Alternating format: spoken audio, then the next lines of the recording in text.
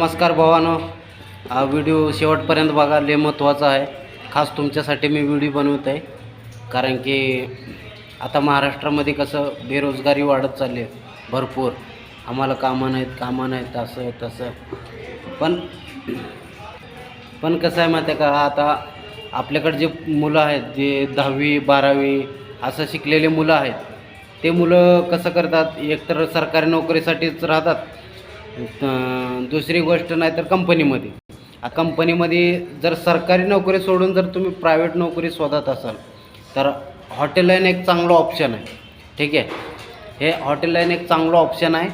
आणि आता तुम्ही कंपनीमध्ये जर कामाला गेलो तर तिथं समजा 20,000 रुपये पगार देत असेल किंवा 18,000 रुपये पगार देत असतील, तर तिथं तुम्हाला रूम स्वतःचं घ्यावं लागते, परत मेस स्वतःचं लावावं लागते स्वतःच्या पैशानं.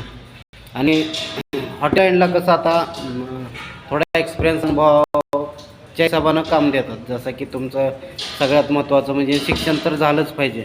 शिक्षणाशिवाय काय उपयोगच नाही. मग काम करून तुम्हाला लिहिता वाचता येणार आहे, मग काय उपयोग आहे. आता हे कशासाठी सांगतो, वेटर कॅप्टनसाठी सांगतो. हे शिक्षण लय महत्त्वाचं आहे. कारण की ऑर्डर वगैरे घ्यायचं ते बरंच काय असतं. आता तुम्ही हॉटेल जॉईन केल्यावर मला कळून जाईल. पण हॉटेल लाईन चांगला ऑप्शन असा आहे की तुम्ही चांगल्या ठिकाणी सिटीमध्ये काम केलं पाहिजे. आउटसाईडला ह्याची काय तेवढं व्हॅल्यू नाही, तुम्हाला पगारीवरच काम करावं लागेल. पण हॉटेल लाईन असं आहे, तुम्ही जर समजा तुम्ही वेटरमध्ये काम जॉईन केलं तर तुम्हाला 14,000 रुपये 15,000 रुपये पगार भेटणार.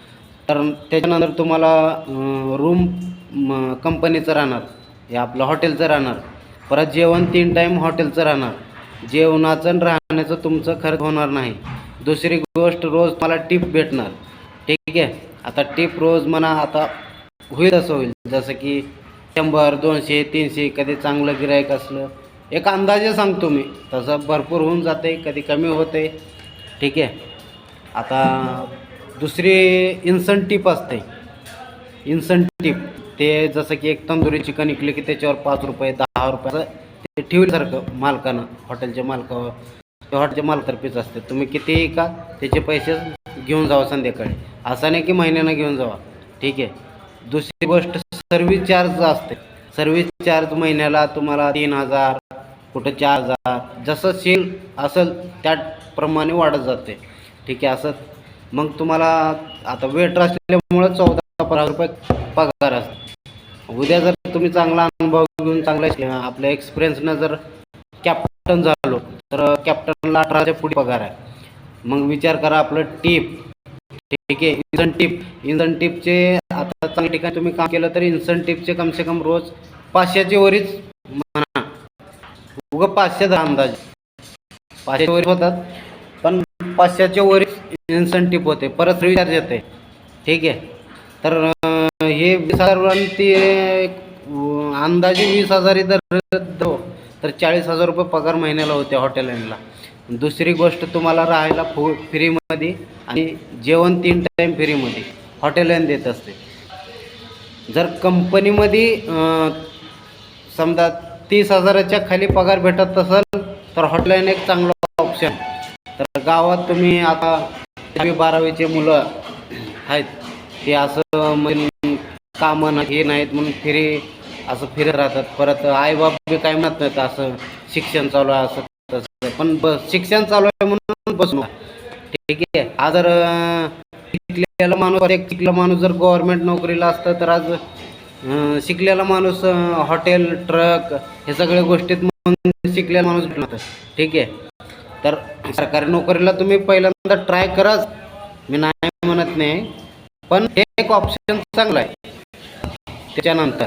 ठीक आहे. जर जसं की तुमच्या सुट्ट्या पडल्या, आता दिवाळीच्या म्हणजे आता सुट्ट्या तर 1-2 महिनेच पडतातच उन्हाळ्यात, तेव्हा तुम्ही खेडेगावमध्ये असता तर जिल्ह्यामध्ये जावा, चांगले रेस्टॉरंटमध्ये कमी पगारीमध्ये काम करा, अनुभव घ्या कसा आहे काय नाही.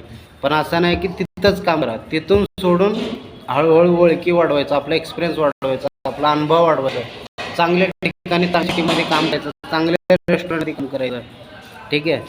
तर परिवार वगैरे व्यवस्थित जर उद्या तुमचं लग्न झालं तर तुम्हाला बघा रूमचं भाडं, जेवणं, तुम्हाला सगळं टिप, इन्सेंटिव्ह, सर्व्हिस चार्ज ह्याच्यामध्ये निघून जातं. ठीक आहे. तर हॉटेल लाईन एक चांगलं ऑप्शन आहे. तुम्ही घरी बसून राहू नका, दिवस वाया घालू नका, कारण की टाईम लय महत्त्वाचा आहे. ठीक आहे. टाईम वेस्ट जाऊ देऊ नका. आता सुट्ट्या पडल्या तर तुम्ही कुठलं तर अनुभव घेण्यासाठी, आता बरेच काम आहेत, असं नाही की हेच आहे. आता जसं तुम्ही JCB शिकू शकता, अनेक काही टेलरच्या हाताखाली कपडे शिवायला वगैरे वगैरे गॅरेजमध्ये. पण त्याच्यामध्ये एक हॉटेल लाईन पण चांगलं ऑप्शन.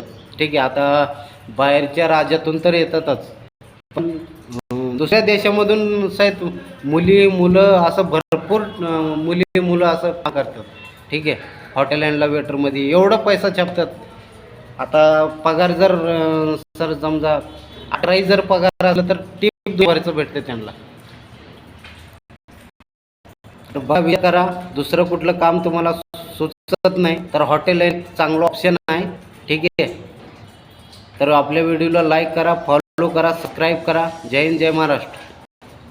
पण हॉटेल लाईनचं एवढं आहे, तुम्ही चांगल्या सिटीमध्ये आणि चांगल्या रेस्टॉरंटमध्ये काम केलं तर फायदा आहे. ठीक आहे. असं आउट एरियामध्ये वगैरे काम केल्यावर मग तुम्हाला पगारीवरच काम करावं लागेल.